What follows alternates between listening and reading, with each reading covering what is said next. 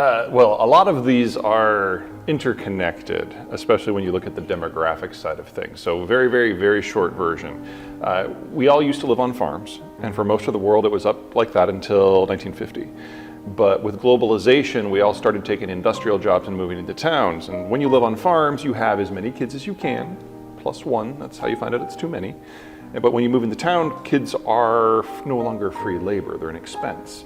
And you have fewer and fewer of them. You play that forward 75 years, and we've got population shortages in large parts of the world, up to and including here and in Germany and in China.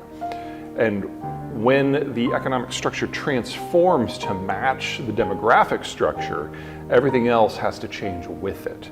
So in the case of the Chinese, they're no longer the low-cost producer. In the case of the Germans, they're not going to be able to maintain their industrial output. And you break down those systems, and we have no choice but to look in China in a new light. And all of a sudden, Mexico is far more important than it has been. The Japanese are still the world's oldest society, age-wise, but they have been able to take baby steps for the last 30 years to slow down the decay. And now Thailand and Germany and Italy and Poland and China and Korea and Taiwan are all aging faster. Well, I'd say a couple of things that I have a problem with there. Number one, if China and Germany go the direction I'm expecting, then that's a lot of industrial plant, a lot of manufacturing that creates stuff that is going to go away. And we're going to have to build it ourselves if we still want things, especially in the electronics and computing space. So the proportion of workers in the United States that are in services is going to have to shrink in order to grow these other sectors. Second, the balance of production and consumption is what defines economic health and structure. And even if AI does everything we hope it will do, that's only on the production side of things. You still need consumers, and that means you still need people who are under age 40 to do the consuming. They are working on that, and it really depends upon what the crop is. So probably, assuming the current pace of technological advance holds, big if, we'll be able to do a lot of apples within the next 5 years, but things like mangoes and avocados and cherries are much. All manufacturing processes have multiple steps in order to make it happen, and the final product that comes out of the assembly line is only one step of that process. You have to build things that build things that build the facilities that build the end product. And in the case of the high-end chips, 10 nanometer and smaller, there are 9,000 steps just to get the facility online. And the majority of those steps are 4,500 companies that only produce one product for one customer. And they're spread out around the world with a heavy emphasis on North America and Europe. So if one country, for whatever reason, kind of falls out of that constellation, we lose the ability to attempt to be able to make the chips, because these companies have been specializing on this for decades. It's globalization in physical form, and a lot of them only have a staff of 50 or less, and they're the only people on the planet who know how to do that one thing. So if something happens to, say, Germany, which with its demographics suggests that something's going to happen very hard to Germany, we lose the lenses that are necessary in the lithography. And we will have to rebuild that environment somewhere else with a more stable labor pool and the adequate capital and labor supply. That can't be done in 6 months. That's a 2 to 10 year process. And the more steps that we lose, the longer they're going to be out of whack. So when I look at artificial intelligence, when I look at the iPhone, when I look at satellite communications, when I look at the smart grid or EVs, everyone needs the same quality of chip in order to do these things at scale. But if we lose 80% of the chips, we lose 80% of those applications. And will AI be the one that ultimately rises to the top and we collectively decide as a society this is what we absolutely have to have? Maybe we will. Or maybe it has to be server. Well, media is a different category, and it's definitely wrapped up in the whole technological discussion.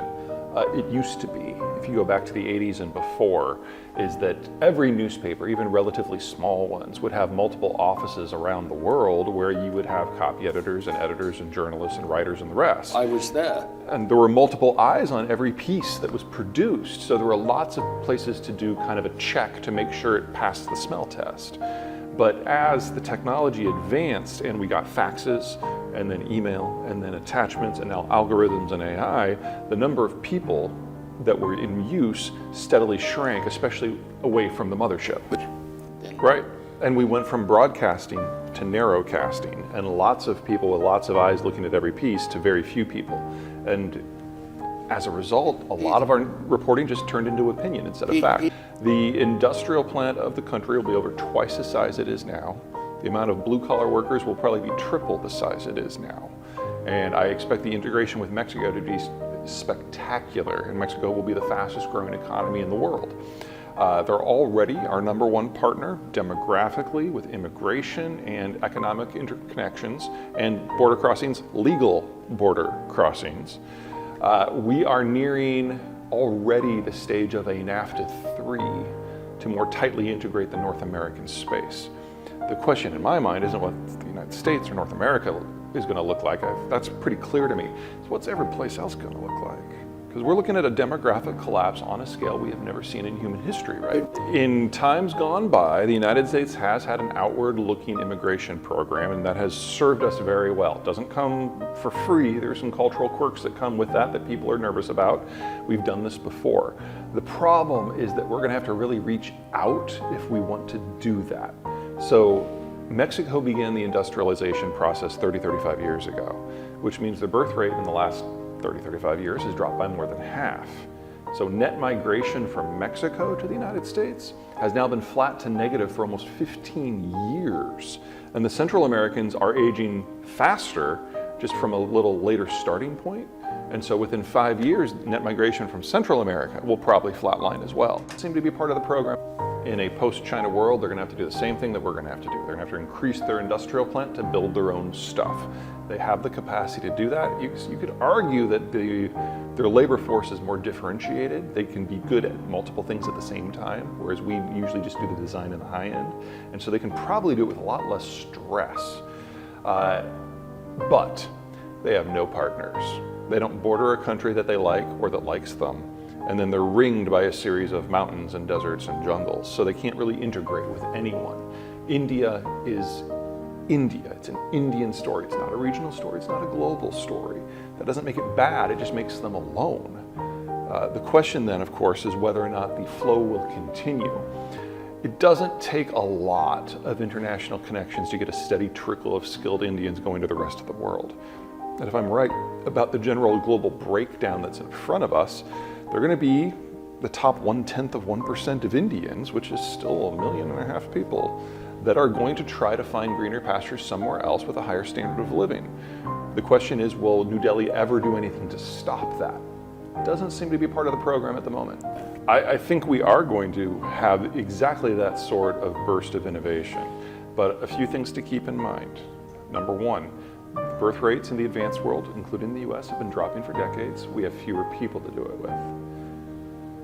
For the last 30 years, we've become used to capital being abundant and cheap because the baby boomers were in their advanced adulthood, but they hadn't retired yet. They were the richest they'd ever been. Half of them are now retired, so capital costs are higher. The Chinese have expanded their industrial plant to make all the stuff we need. We're gonna have to rebuild that, competing for the access to the capital and the labor. And then finally, even if everything that you say goes down, and I think it will, you don't do it in a day. Just building the industrial plant is a 5-year process minimum. And developing the new technologies to allow us to do these things better and with less money and less labor first requires some of that labor and some of that money. So we're trying to do, to be perfectly blunt, too many things at the same time. We'll get there, but it's not going to be as fast as it needs to be to avoid the disruption.